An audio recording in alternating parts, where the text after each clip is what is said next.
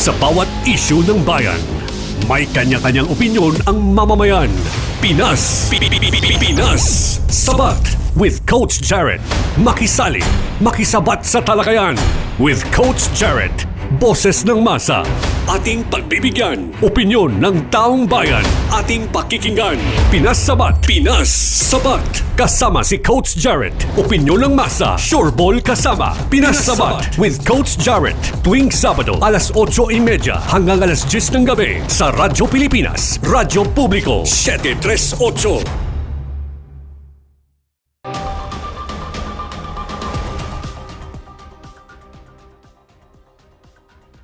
Okay, ayan na mga kababayan. Hello everyone, welcome po dito sa Pinasabat with Coach Jared. Mapapanood nyo po ngayon, or napapanood nyo po pala ngayon, dito po sa Radyo Pilipinas, Radyo Publiko, 738. Huwag nyo kakalimutan na mag-subscribe, mga kababayan, dito sa channel ng Radyo Pilipinas, dito sa YouTube, at meron din po sa Facebook. I-follow po yung mga social media accounts natin dyan sa Facebook. At ayun, puntahan nyo na ngayon yan, mga kababayan. Oo. Welcome po. Oo. Kamusta po kayong lahat? Oh, maano ngayon, no? Masalimuot ang linggong ito. Actually, nakakagulat ang mga ganap, nakakagulat ang mga pangyayari. At today, mga kababayan, dahil masyadong nakakagulat yung mga ganap, mga kababayan.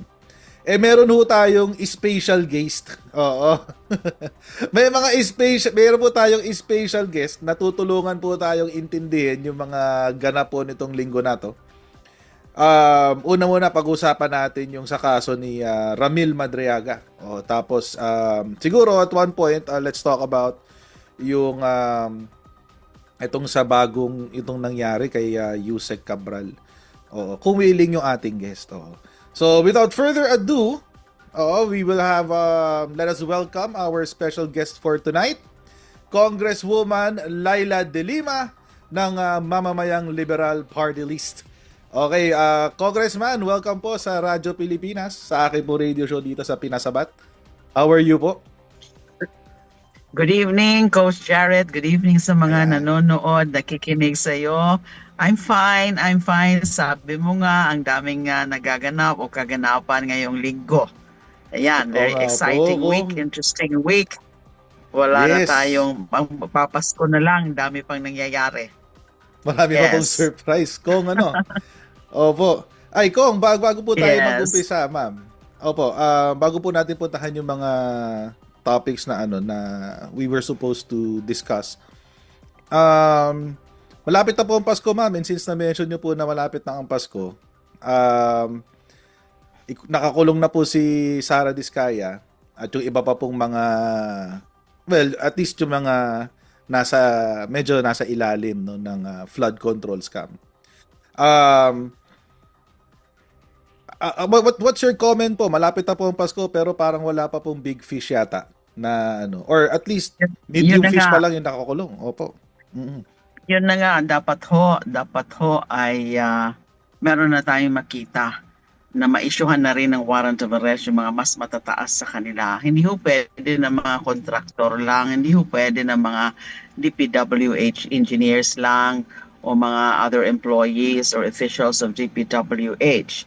Kundi dapat makita rin natin dyan yung mga politiko, yung mga miyembro ng Kongreso, Senate, and the House, na mga nakinabang dyan, yung mga nakatanggap ng mga kickbacks, ng mga komisyon, yung nakipag-conspire, nakipag-collude, talaga naman na mga naman natin yan dun sa mga nagaganap na mga investigasyon na hindi po makukontento ang taong bayan kung hanggang dyan lang ang mga pagpapakulong. Kailangan meron na mga malalaking isda, yung mga big fish na makukulong din. Hinihintay po natin yan. Yan ho ang mga naging pronouncement ni Ombudsman Remulla na meron talaga ang mga makukulong na mga malalaking isda bago magpasko. But now it's already the 20th. 20th. It's already December 20. Pasko na sa next week. Mm-hmm. So nasaan na ba sila? Mhm. Yes, pinakita nga na inaresto na si Diskaya. Pero Mhm. hindi ho pwedeng hanggang kay Diskaya lang. Mhm. Opo. Yes, So we're waiting with bated breath. Sana sana hindi ho tayo hindi ho tayo mafo-frustrate, hindi ho tayo maaano na gano'n na naman na Mhm. maano na naman tayo, we will be disappointed and eto nga ako nga disappointed ako na taliwas doon din sinasabi na ipa-prioritize nila yung creation ng independent commission against Mhm. infrastructure corruption para mas mapalakas yung mayroong isang body na mas malakas, mas transparent, mas independent na komisyon kaysa sa ICI ay hindi Mhm. naman na nangyari. I was hoping na before the break namin kasi magbe-break na ho kami sa 22, although Right. babalik pa kami sa 29, magbe-break muna kami sa Pasko for the 25th, pero pinapabalik po kami sa 29 para i-ratify yung Bicam. BICAM report. So ayan, Mhm. wala na naman yung ICAIC. Hindi po pwedeng Mhm. maano na naman tayo. We will be the government will fail us again dun sa mga naging commitment nila na meron dapat mga maipakulong na mga Mhm. matataas o may mga big fish. Right, right. Kung what do you think po ba is the challenge? Kung bakit po it seems na parang merong glass ceiling between yung mga small fry and yung mga big fish. What do you think po ba is the primary challenge between na but between dun sa arrest nila? Maybe ang ano nila is that gusto muna nilang maniguro sa ebidensya na dapat Mhm. airtight talaga yan, foolproof ang kanilang mga ebidensya. Pero if they have the evidence dun sa mga middle players na katulad Mhm. nila Diskaya, kasi sila nga yung mga kontraktor at sila Right. yung pinanggalingan ng mga kontrata, sila yung mga pinanggalingan ng mga kickback, di ba? So I Mhm. don't see any reason kung bakit ay i-hold pa nila muna yung mga against yung the bigger fish or the bigger fishes because Mhm. it's a conspiracy, 'di ba? Mhm. Ano 'yan? Kaya nga it's actually a syndicate. It's a criminal syndicate. Yung mga lower level na sa Mhm. DPWH and then yung mga opisyal ng DPWH and then in collusion with the contractors. And then these are the big contractors and then hindi pwedeng sila-sila lang kasi Right. lumabas naman yung mga impormasyon, lumabas naman yung mga sinabi nga ni the likes of Yusek Bernardo. And then Mhm. yung mga sila Right, right. Alcantara, former DPWH District Engineer Alcantara, sila Bryce Hernandez, na meron talagang mga nakinabang na mga senador at mga congressman. Yung mga proponent ng mga proyekto na meron mga komisyon, na mga humingi ng mga komisyon. So it's Mhm. a conspiracy, it's a collusion. So bakit hindi sinasabay yung kaso against them o hindi sinasabay yung pagkuha ng warrant of arrest. Although syempre itong tungkol dun sa pag-aresto kay Diskaya, it has something to do with a case in the province, di ba? Hindi pa naman ito yung iba pang mga kaso Right. in other areas. So baka yung mga tungkol dun nga sa mga kinakasangkutan ng mga senador, ibang mga area. So iniintay pa Mhm. natin yung mga magiging mga findings of probable cause and issuance of warrant of arrest kasi wala pa sa Sandigan Bayan yung ibang mga kaso na Ibang cases. supposedly rinifer na o finorward na ng ICI at ng DOJ sa ombudsman. Mhm. Kung would 'di ba po recently si presidente has nagbigay po siya ng utos na i-prioritize na po yung pagpasa nung Independent People's Commission and yung lower house version po ninyo na IPAC. Fema? Yeah.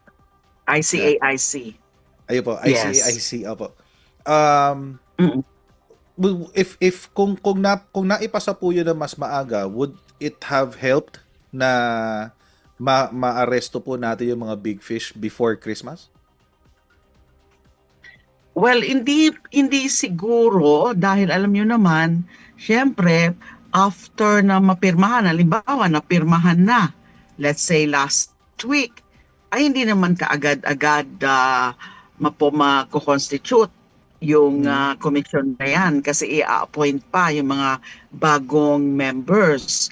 Kasi in the meantime ay mag-hold over na muna yung current members ng IC and then magkakaroon ng turnover ng mga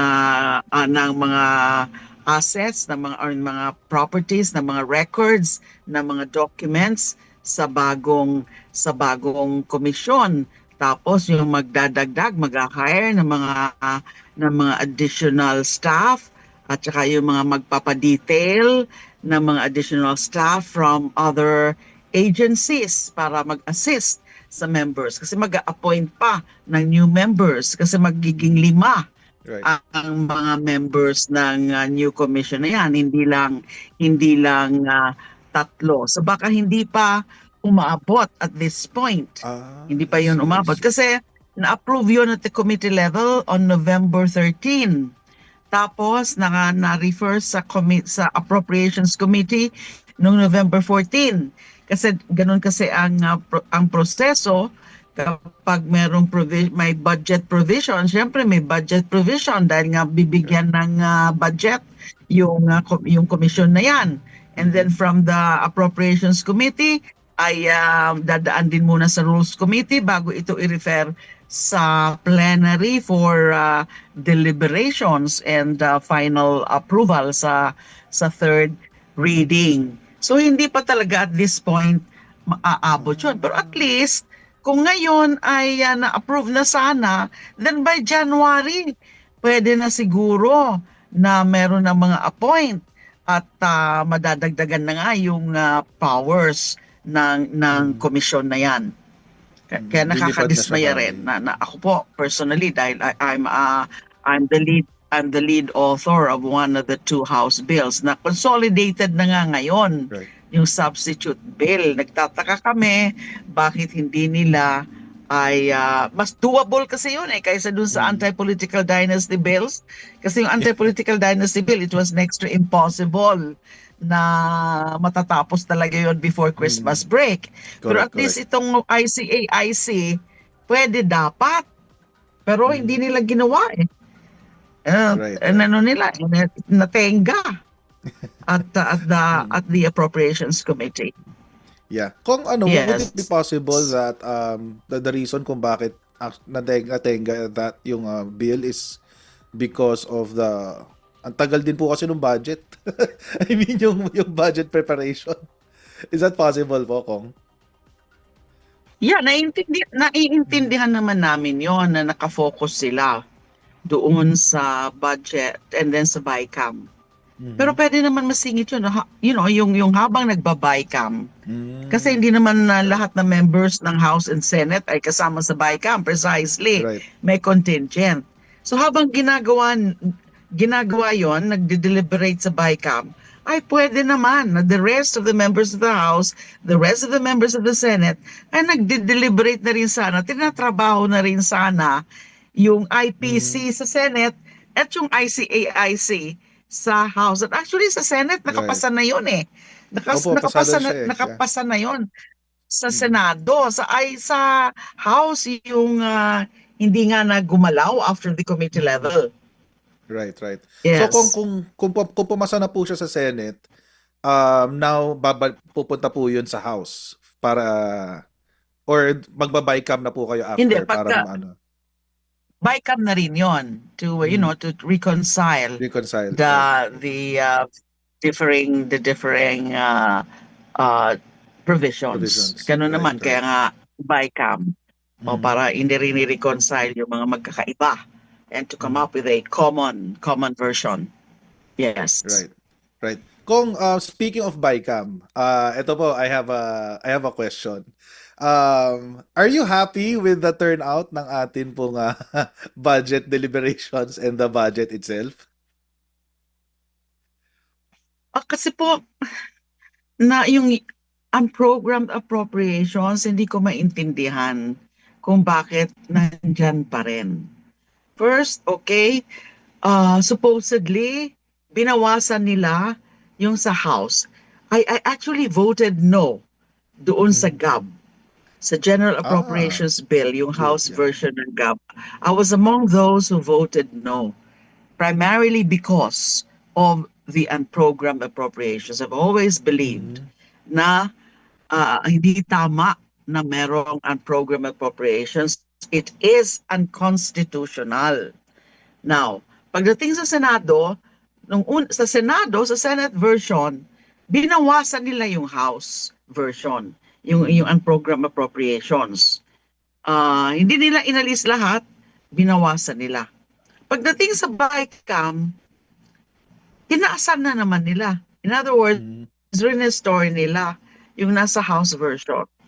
So, hindi ako natutuwa dyan na nandyan pa rin ang unprogrammed appropriations na imbis na inalis, lalo pang dinagdagan, linakihan, binalik yung sa House version. So primarily because of that, so baka ganun na naman ang magiging boto ko. I'll again vote no to the budget o kaya yes with reservations. Reservations. I'm Right. still reviewing pa yung mga naging ano ng BICAM, although hinihintay pa namin yung BICAM report. Kaya nga we need to reconvene sa December 29 kasi hindi kakayanin kasi na maging available na yung BICAM report by Monday or December 22 kasi i-print pa nila yan eh. So titingnan ko pa yun uli, alin doon yung, para lang, to be able to decide properly kung ano ang magiging boto ko sa pag-ratify sa BICAM report. Right. Kung how about dun po sa angulo ng transparency, because this is the first time na the bicameral conference has been publicized. And I'm not sure po if you have been kung Yeah, nag-participate po kayo historic. before. Yeah. Yeah. So what can you say about it po? I mean, this No, is the no. first time. Yeah. Of course, this is the first time na naging public, naging na live stream yung BICAM. So that's very good. The historical. Kailangan naman talaga because yan naman talaga ang hiniling ng publiko. Although there were moments of course na muted. I mean, there were moments na nagkaroon muna sila ng nag-suspend muna sila for hours kasi nagdebate muna siguro sila, especially doon sa DPWH budget na nagkaroon sila ng deadlock. There was one day na hindi sila nagkaroon ng session sa BICAM because of the differences nila sa DPWH, which prompted Secretary Dizon to apologize kasi nag-iba yung kanyang tono before, yung mga yung mga tungkol dun sa kanyang mga naging pronouncement about yung mga computations ng mga materials, yung mga costs, etc.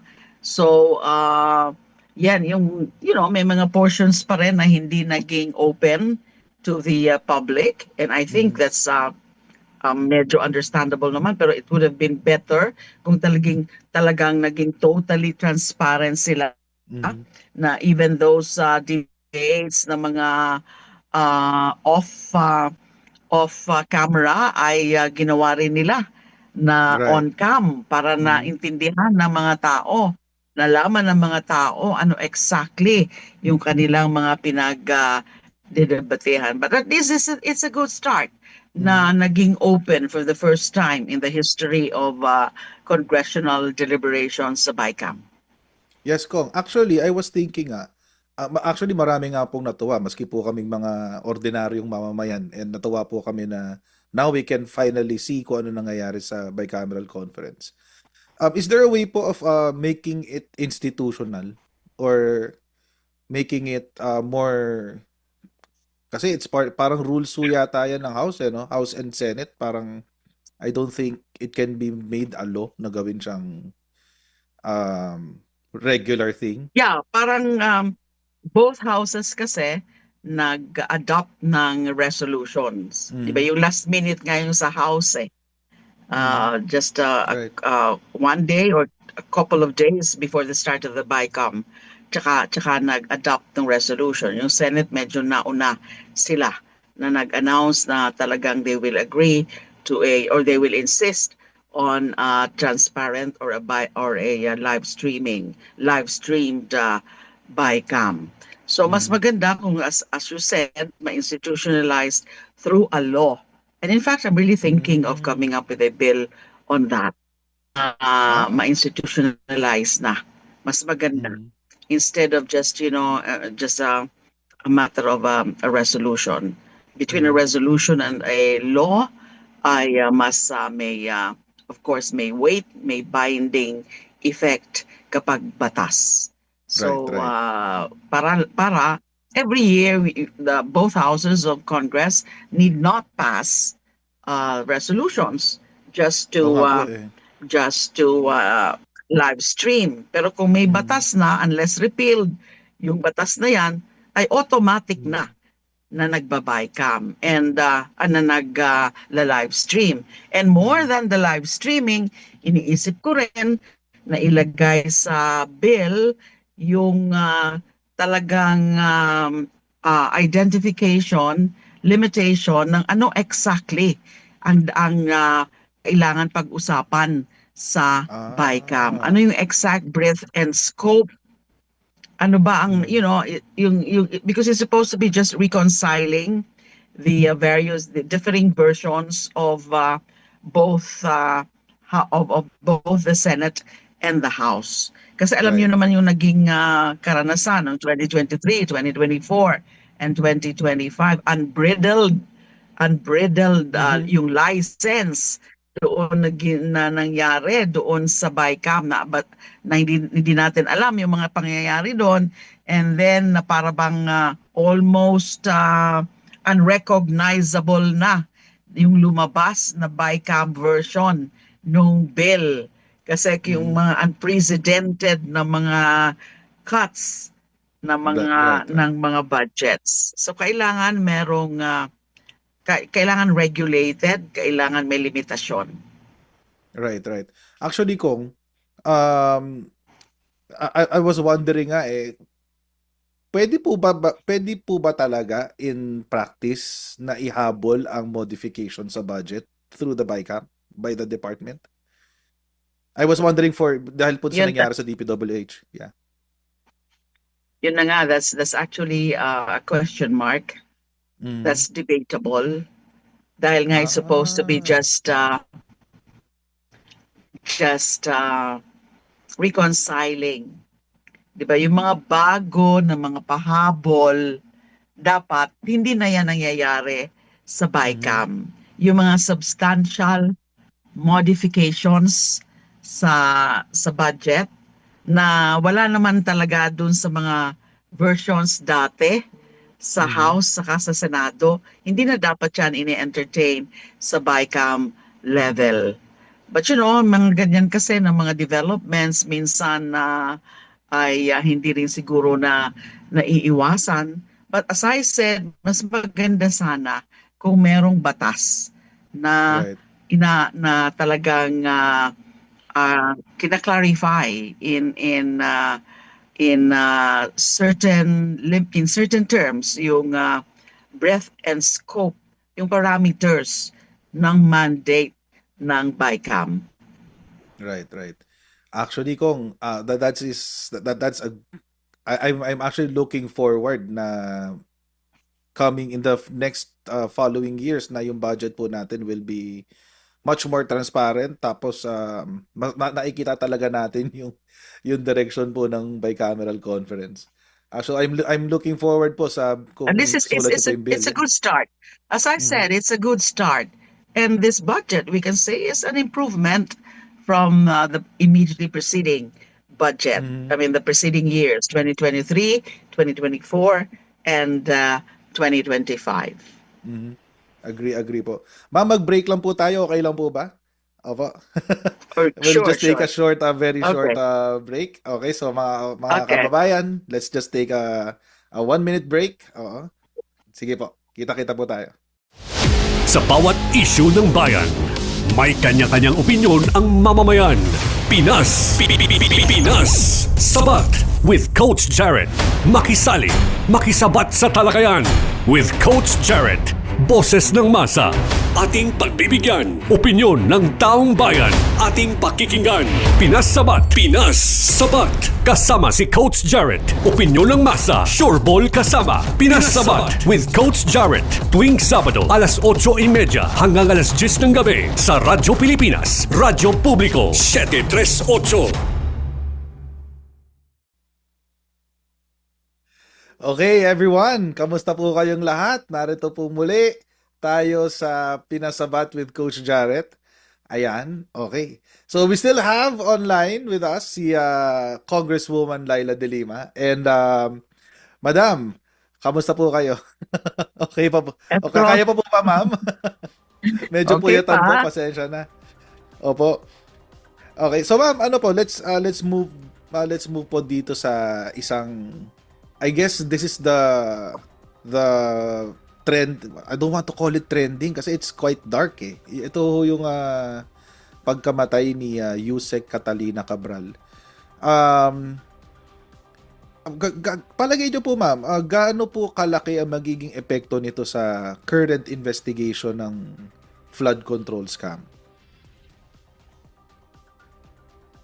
Malaki siyempre ang epekto nito. Kasi nga alam naman natin na alam yung mga siniwalat, for example, ni former Yusek din Bernardo na maano ang role niya sa DPWH. Marami siyang alam. Siya yung siya yung pumipili ng mga proyekto, yung mga allocations, yung mga alam niya kung sino yung mga proponents, alam niya kung sino yung mga tumatanggap ng mga kickback, sino yung mga kasama sa mga proyekto na meron mga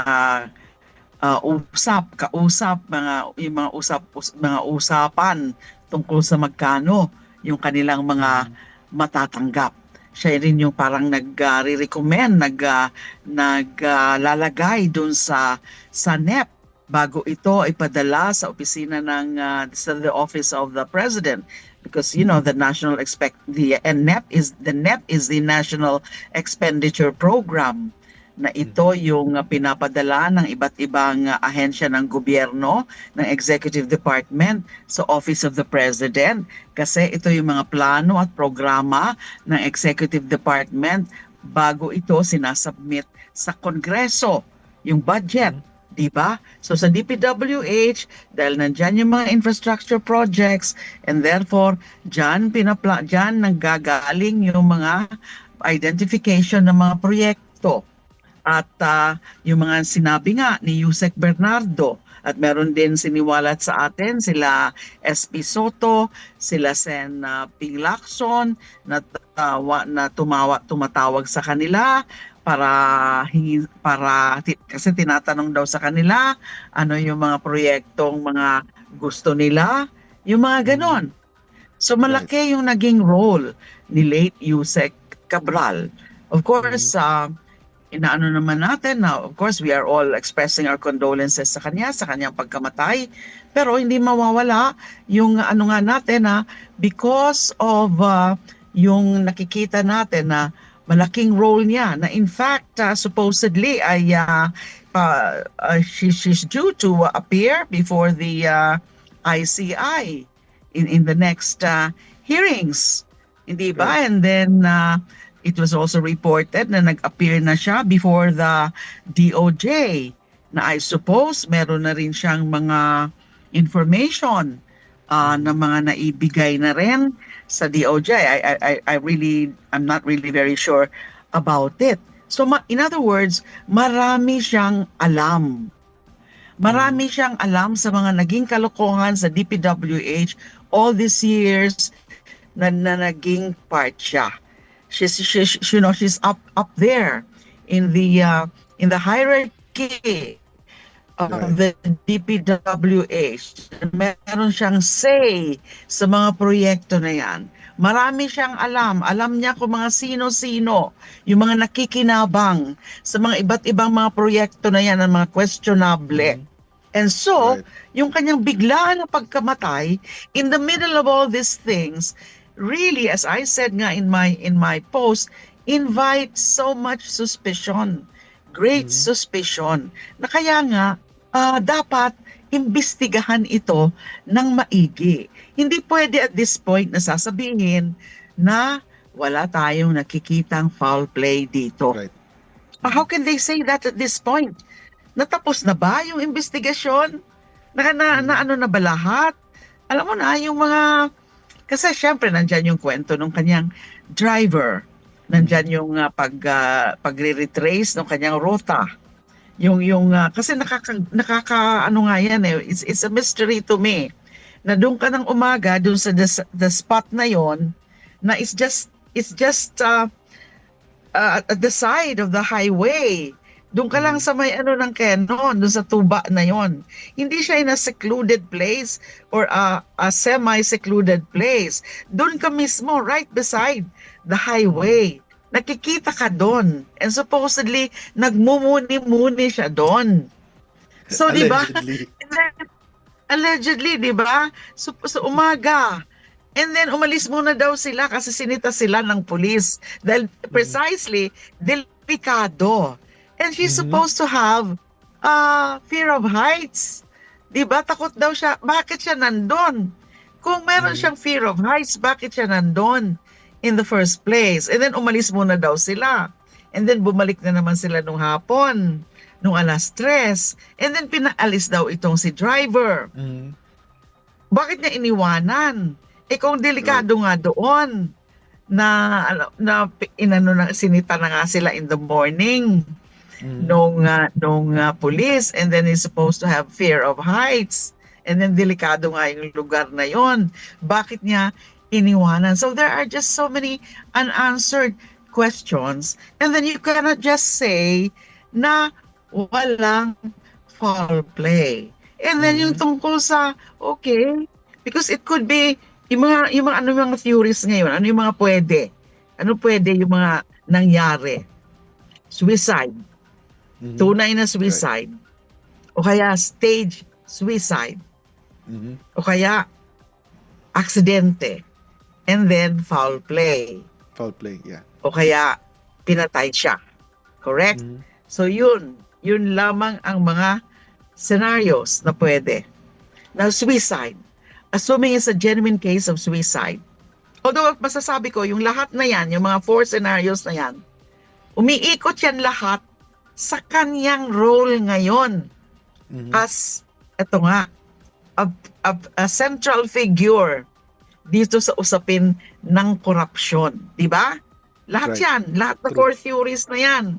Iikot yan lahat. Kasi kung suicide, syempre na konsyensya, hindi na niya kaya, and lalo nang naaresto na si Diskaya.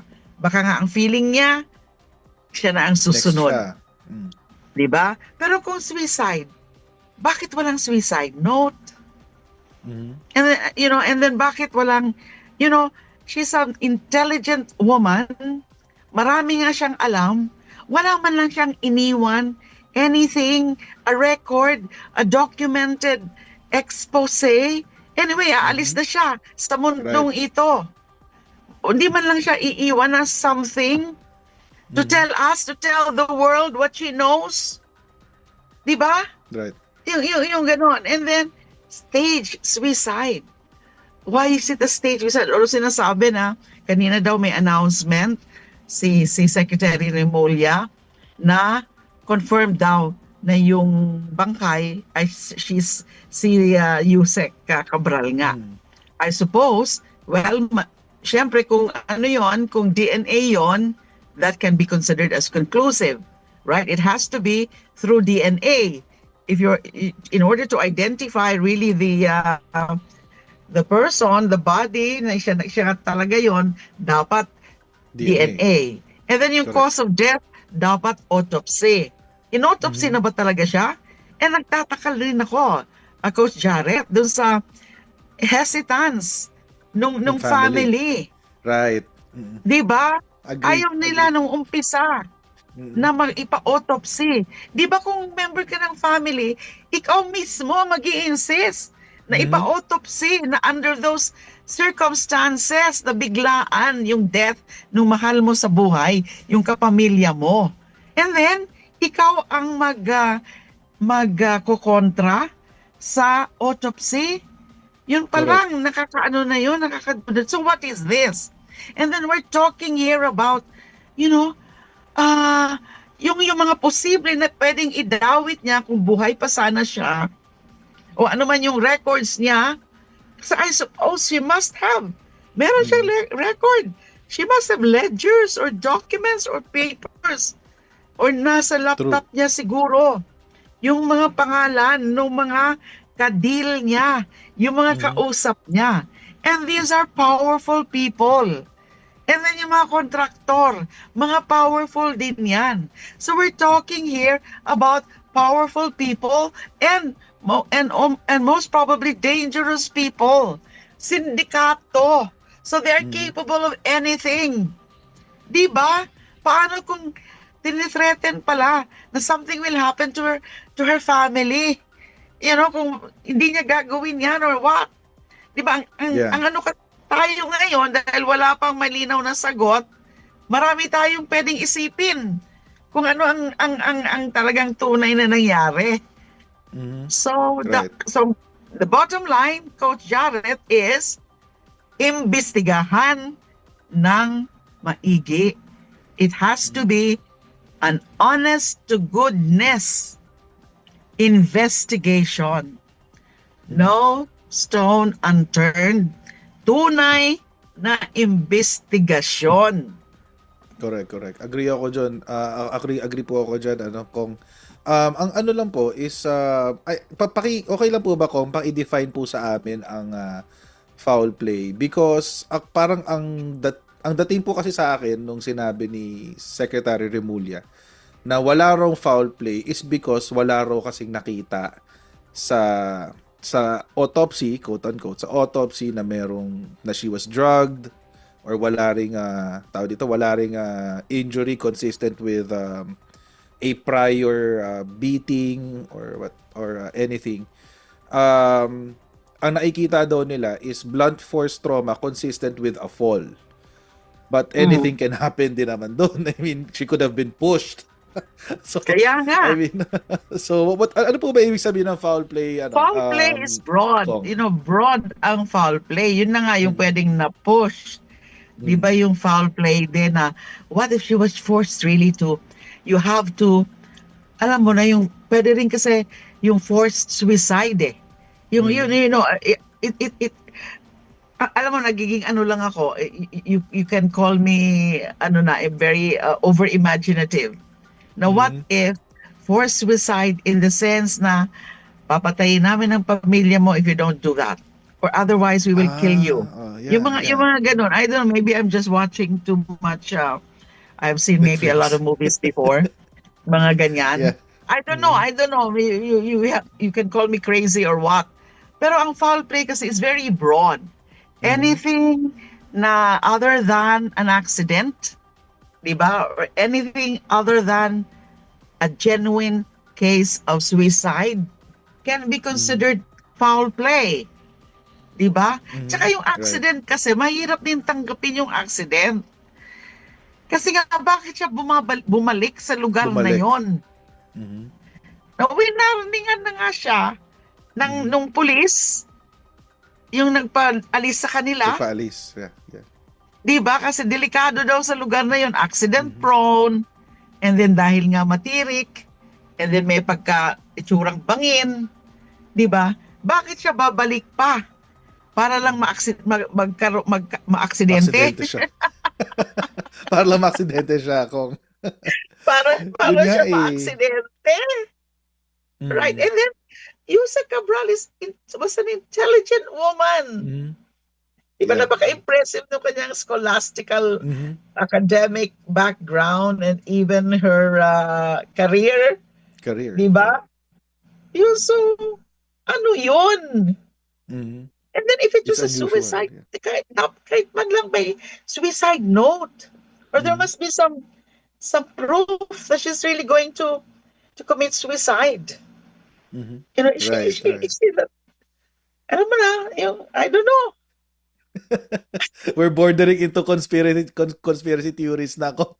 Actually. Ang dami na natin Opo. pwedeng maisip, pero hindi pwedeng i-rule out ang foul play at this point. Mm. At least Yeah. at this It's too point. early. Oh, it's too It's too early po ano. early. Mhm. Right, Correct. right. And kung one of the challenges din is that nagsabi yung family ni Yusek Cabral na ito turn over daw nila lahat ng gadgets, devices and everything after Dapat. cremation. Pero after cremation pa po, Kong. Um, ano po kaya yung risk na dala po noon na after pa siya after the interment and cremation pa raw i-turn over yung mga Anything can devices? happen. Pwede nang mawala. Pwede nang mawala yung mga gadgets na yan. Paano kung may ibang magtangka na kunin yon, forcibly take them away because they know that all of those would contain evidence. Di ba? Mhm. Why not turn them over now to the proper authorities so that they can be preserved, they can be safeguarded, they can be safe kept. Di Right, ba? right. Right. And kung Kasi since I mean, very vulnerable sila. Mm. Vulnerable sila ngayon. You know, what can prevent yung mga talagang kinakabahan dyan sa mga pwedeng laman na mga gadgets na yan, yung mobile phones and then yung mga laptops and other electronic gadgets, documents, ledgers, notebooks, and all sorts of records. Yeah, To yeah. target them, to get them, to steal them, to forcibly take them away. Mhm. Di ba? Right, I right. don't see that, no. I don't see the logic also. Nahihintayin pa yung cremation. Mhm. Right. And if it's really that urgent, we're all aware po na you are a lawyer and you were also a DOJ secretary at that.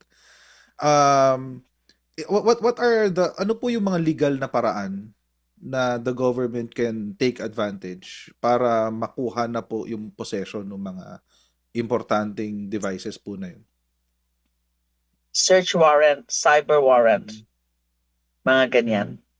And I'm sure the DOJ, the Ombudsman, the PNP, the NBI would know what to do. Alam nila yan. And they have to do it ASAP.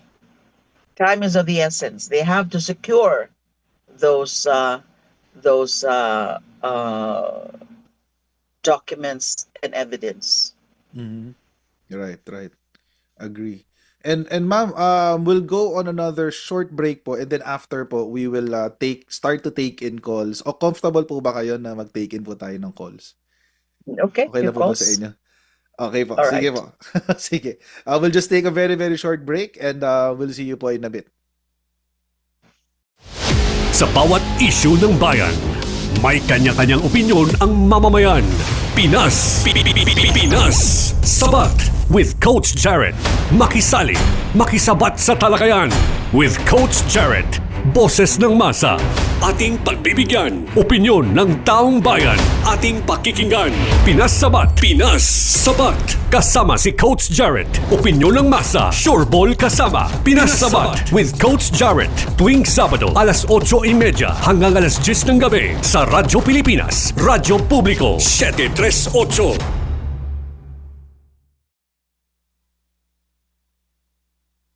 Okay, hello and welcome back. And narito pa rin po ang ating special guest for tonight, si Congresswoman Laila De Lima.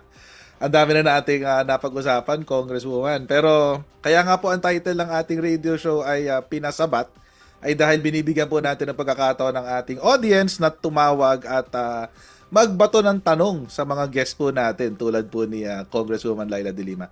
At ito na nga po, okay, ulitin ko lang keep it smart, keep it respectful. Kapag may nang bash kay Congresswoman dito, bababaan ko talaga kayo. Maayos kayong lahat. Anyway, okay game, ito po, game. Let's start with this.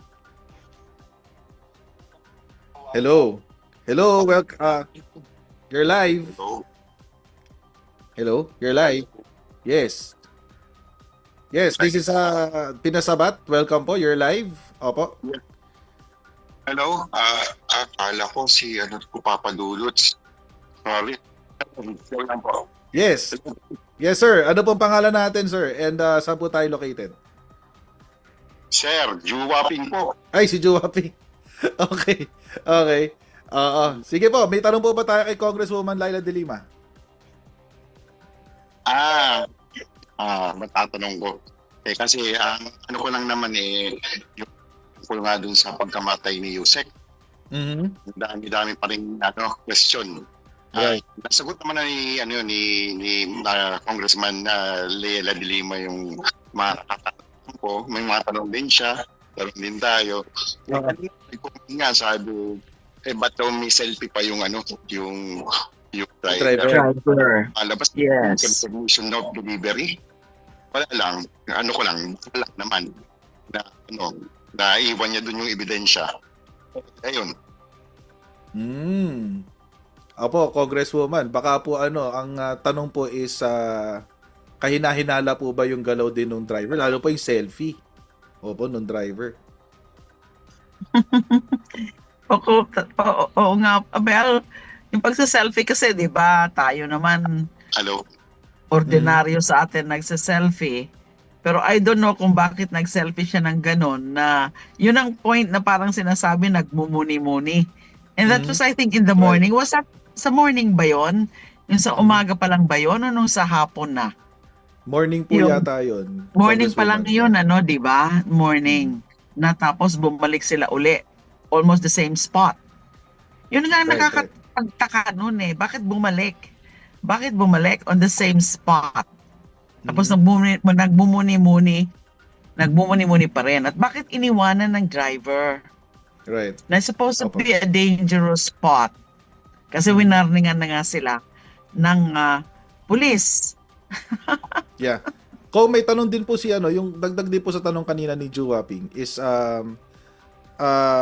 hindi kaya, again, this is another conspiracy theory, but is it possible na this is an indicate, parang i-send sa kung sino yung mastermind at masabi na she's already with me and you can do whatever you want, parang ganun. Well, Parang yun na nga yung conspiracy theory natin. Our imaginations has become so fertile na hindi pa natin alam yung mga sagot. Diba? Right. Pero again, the bottom line here is that please do not tell us na wala talagang foul play. Wala nang foul play. Do not tell us na limited na lang ang theories. Na parang ang sinasabi nyo sa amin, it's actually either aksidente na lang yan, it's a case of accident, or a suicide. Kasi maski yung dalawang theory na yan, may mga butas may mga tanong pa rin. Yung mga dalawang possible, those remaining possible theories, may kanya-kanyang tanong pa rin. Right. Agree ako dyan. So, thank you very much, Juwaping, for the call, we'll entertain other people na rin, Thank you very much. Okay, thank you. Bye. Okay. Subsession na po, ma'am. Madami po kasi tumatawag. Okay. Ganun naman Okay. talaga. Opo, ma'am. Kasi nga talaga, we're all interested in this na nakakagulat. Right. Yes, madam. Sorry po. Your live po. Ano pong name natin, ma'am? Si Jenny po ito, yun sa Canada po. Ay, ma'am Jenny Lynn. Ano po? Okay, ma'am. May tanong po ba kayo kay Congresswoman regarding sa ating topic? Pwede rin yung kay Madriaga, by the way. Kasi if I'm not mistaken, si Congresswoman also spoke to Ramil Madriaga. Oo. Yeah. Okay. Yung po yung kay, yun nga, yung tanong ko po kay, yung recent na pagkamatay. Pwede po bang paghinalaan na may foul play, something po yung pagkamatay Mm. ni Yusek Cabral? I think nasagot na ni Kong yan, pero kung gusto kong sagutin ulit ni Congresswoman. Sige po, ma'am. Hindi po. Sorry, hindi ko na kanina. Okay. Nasagot na yan kanina ni Congresswoman eh. Yeah. Di pa rin natin mawawala yan. Batiin ko na lang po Di pa kayo rin. ng Merry Christmas and a Happy New Year na. Oh yes, Nasagot na po pa. Merry Christmas. Merry At saka Christmas. gusto ko lang And po take batiin care. si Congresswoman Laila De Yes. Lima kasi she's a brilliant woman. Ah, Parang thank you so nung ko much. rin si Miriam Santiago. Miriam Santiago. Defensor. She's very brilliant. I hope someday ma-meet ko rin po kayo. Thank you po. Yun lang Oh, po. yes, Merry Christmas yes. and a Happy New Year. Merry Christmas Okay. too, and take care over there in Canada. Thank you. Thank you very much, ma'am. Bye. Thank you rin po. Okay. Ito pa po, ma'am. Marami po talaga natawag. Sikat na sikat po talaga kayo, ma'am. Okay. Yes, you're live po sa Pinasabat. Hello? Ay, brief parang Hello. Good evening. Yes. Hello, ma'am. Good evening. Coach. Yes, ma'am. Opo, dito po si Congresswoman Laila De Lima. Baka meron po kayong gustong sa kanya. Itanong. Good evening po, Congressman De Lima. Good evening. Ma'am, paano? Okay lang po ba, ma'am, palayo po tayo sa sa monitor? Kasi nag-echo po. Okay. Ayun. Okay na po, ma'am? Pag na po, God. Okay. Sige po, ma'am. Kami gusto ko tayo tanong kay Congresswoman. Merry Christmas po, Ma'am. Merry Christmas. Merry Christmas po. Ang itatanong ko lang kasi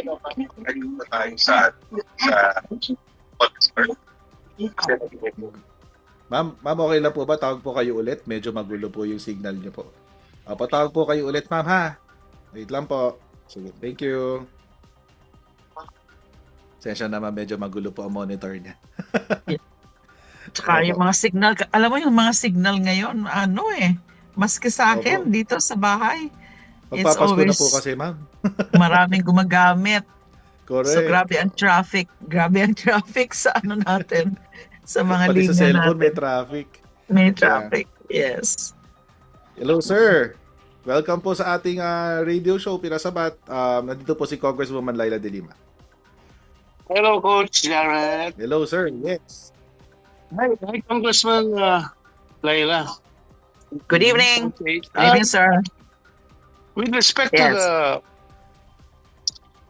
yung foul play aspect ng pagkamatay ni Yusek Cabral, former Yusek Yes. Cabral, probably if yung mga let's say she was coerced or she was coerced to or intimidated to be tawag dito, to force herself to commit suicide. Pero kung ako yung matalinong criminal na mag-coerce dyan, bakit hindi ko isi-secure muna yung mga documents na meron siya bago ko siya i-dispatchahin, di ba? Yeah, Hello? you have a point, sir. Yes, you have a point. Pero yung isang aspeto is that, to silence her because they know that she knows a lot. Yung ganon. Pero may punto po kayo, that's a good point, na kailangan muna makuha nila yung whatever it is that she has. Yan. But again, it's just a theory. Kasi mahirap paniwalaan din yung it's a genuine case of suicide. It's mahirap din. Mahirap din. Hello, sir? Yeah, Yes, sir. Are you still with us? Oo. Narinig niyo po ba yung sinabi ni Congresswoman? Yeah? sorry. May delay lang ang konti. Okay, may delay. Oo. Sige po. May response po ba kayo sa sinabi ni Congresswoman? Oh, kasi ang sinasabi ni Kong Laila, yeah, yung if silencing her would mean to like tawag dito pigilan yung Testimony testimony testimony against yung mga culprits. Then yung collaboration doesn't fit na I mean the death of somebody will not actually extinguish the investigations further, di ba? Since yung documents are still alive and still physical, I hope they had retrieved those documents. Then it will still linger that the investigation will push through, and based on the those that would have the investigation pursue it, ano yan, still it will still be followed that the culprits are still there, and then I hope we get justice on this. Yes po. Yes po. We're all for that. We're all for that. That the truth will come out and justice will be served. Perhaps yung sa theory na yan, yung parang something like because if she's there, the evidence would be a lot stronger. If she speaks about it, if she confirms all of this alongside documentary evidence, real evidence, physical evidence, then it will be a lot stronger kind of evidence if she's still there, So, but again, it's just a theory, and we're all we really just have to wait for the truth to come out, with or without, because she's no longer with us. And I don't know what the culprits would do next. Pasensya na kayo, nandito po yung aking pusa. Biglang okay lang po, aking pusa. Okay lang po, Kong. Thank you very much, sir, for calling. Thank you very much po. Thank you, sir. Thank you, Good evening. Laila, and thank you also. Thank you for your thoughts. Shout out sa mga San Roque boys sa Baguio City. Ayun, shout Thank out. you for having Opo. Good evening and Merry Christmas. Merry Okay. Christmas. Thank you very much, sir. God bless po. Merry Christmas. Pero kung actually, kung iisipin, again, relating to the there's a possible mastermind. Since lahat ng gamit niya, presuming all of them is in the vehicle, the cellphone, the laptop, and everything, possible din na baka nakuha na nung mastermind yung mga gamit. I mean, Exactly. so, I don't know. Since we're all theorizing lang din naman, di ba, Kong? We can't help theorizing. We can't help. Natural lang naman siguro mag-theorize tayo. Correct. Okay. Sige, let's wait for the other pusa ko calls. ito kasing pusa ko, kanina ba ito Nagpapalambing ho ba? Yes. Ayun po. Isa to sa mga inuwi ko from Kram-Krame. Yes. Interesting. Okay. Yes. So alaga niyo po siya doon sa Camp Crame noon. Yes, tapos inuwi ko siya. She's your company, or she or he? She or he po ba? Yung He's a he. Okay, Although so his he's your name is company po. Doll. Yeah. I see. Opo, one of the 5 Kaya that pala. I brought home. Yes. Right. Sige po. Okay. Interesting conversations we had. I know. Yes. Sige po, we're still waiting for the other calls to come in po, Kong. Titingnan ko po dito yung kay... Titingin po muna ako sa chatroom po natin, Congresswoman. Ma'am, ano po ba, ito po, personal question ko po. Since you were able to talk to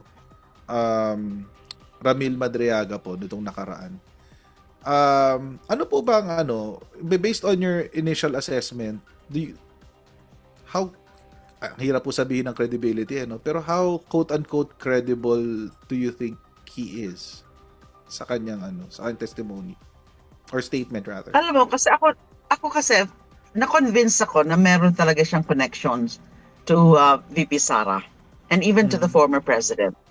Nasa yung former president ang nag-introduce sa kanya kay VP Sara. At least yung aspect, yung kanyang relationship and connection to VP Sara, wala akong I have little doubt about it. And in fact, nakikita nyo naman na walang denial on the part of VP Sara on that.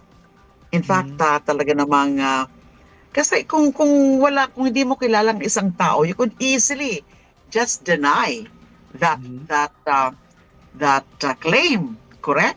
So narinig nyo na ba ngayon? In fact, sa mga all other allegations of Mr. Madriaga, ay wala pa tayong naririnig. Other than kasi parang linik lang niya to doon sa filing of the plunder complaint. Nasabi niya, this is just another case of, yung fishing expedition na naman. But what about the very serious accusations? Mga grabe talaga yung mga nakasabi doon sa kanyang affidavit executed November 29.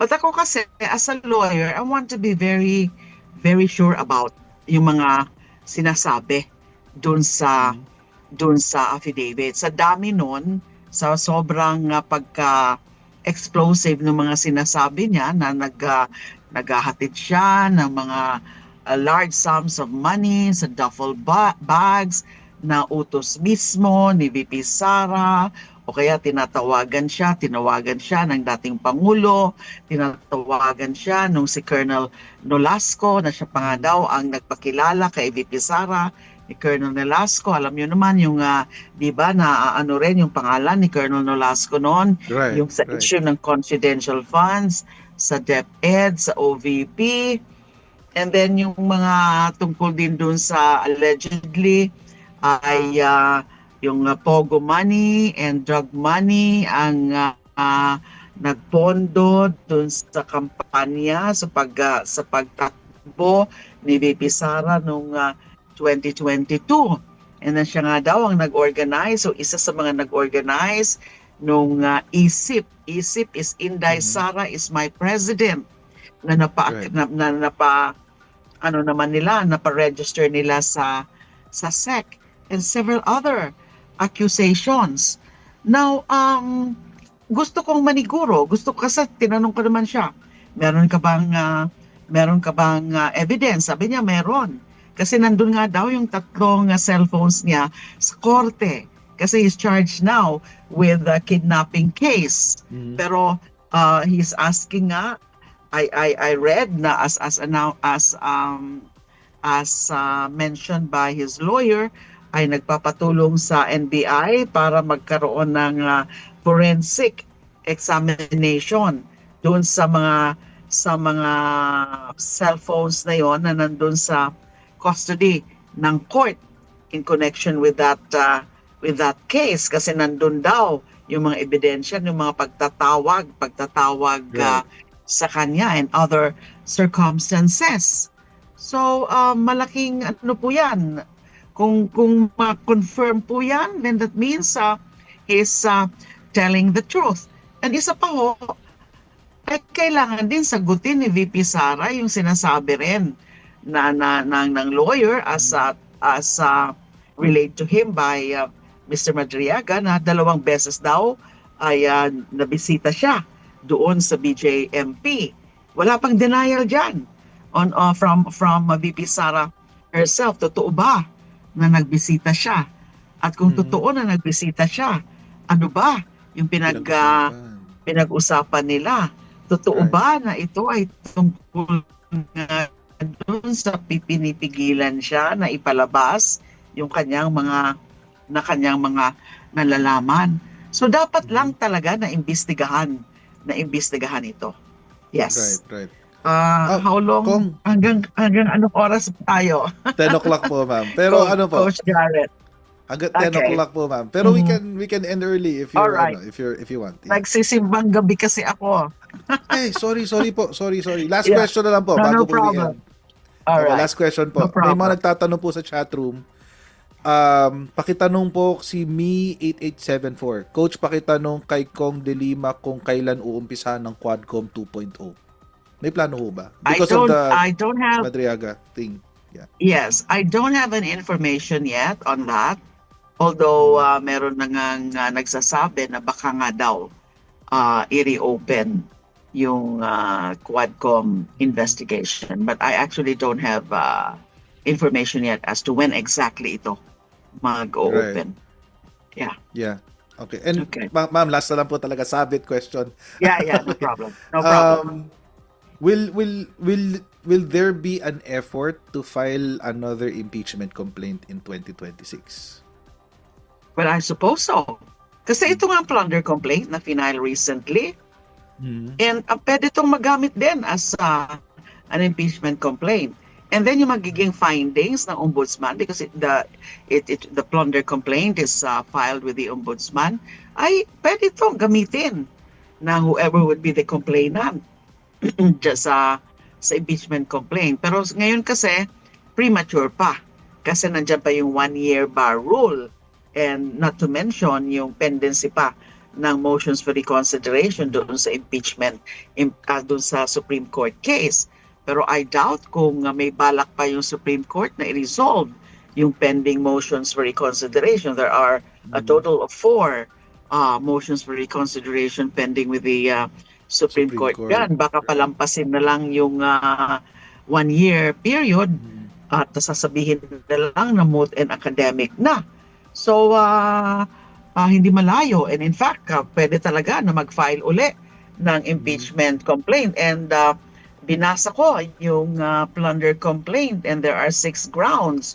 And the 5th and 6th grounds are betrayal of public trust and culpable violation of the Constitution. Right. And these are grounds for impeachment. And then yung ibang grounds din, yung corruption, bribery, these are grounds for plunder itself as high graft and corruption is a ground for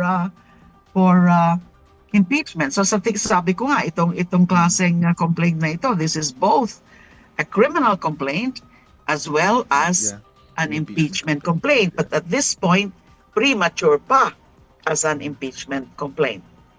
Okay. Yes. Ma'am, one last na lang talaga, sorry. Quick soundbite.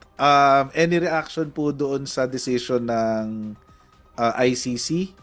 The medical examiners ng ICC. Yeah, that the former president is actually medically fit to stand trial. And kasi it's nga, feigning. ganun naman talaga. He's just feigning. I think totoo yan. Tama yung finding ng mga experts. And they are experts. So they would know whether somebody is feigning any cognitive impairment. Kunwari lang na may diferensya na. Di ba? Opo. So, ayun, ma'am. Thank you very much po for gracing us tonight, ma'am. Do you have any words po sa ating viewers po dito sa Radyo Pilipinas? Well, let's just continue to be monitoring everything. Let's continue to be vigilant about what's happening in our country. Kahit pa Pasko na, syempre magsaya pa rin tayo in the spirit of Christmas. Let's all feel and embrace the spirit of Christmas, and at the same time, let's be conscious about the important issues besetting our nation as citizens of this country. Maraming salamat po. Good evening, Thank you very everyone. much. Merry Christmas everyone. Merry Sige po. Christmas po, Congresswoman. Thank you very much for Alright. having us tonight. Jared. Thank you very much. you. Ayan. And for everyone else, maraming pong salamat for joining us tonight. God bless you and advance Merry Christmas and Happy New Year. Right? Bye everyone. See you. Sa bawat issue ng bayan, may kanya-kanyang opinyon ang mamamayan. Pinas, Pinas, Sabat with Coach Jared. Makisali, makisabat sa talakayan with Coach Jared. Boses ng masa, ating pagbibigyan. Opinyon ng taong bayan, ating pakikinggan. Pinas Sabat, Pinas Sabat. Kasama si Coach Jared. Opinyon ng masa, sureball kasama. Pinas Sabat with Coach Jared. Tuwing Sabado, alas 8:30 hanggang alas 10 ng gabi sa Radyo Pilipinas, Radyo Publiko 738.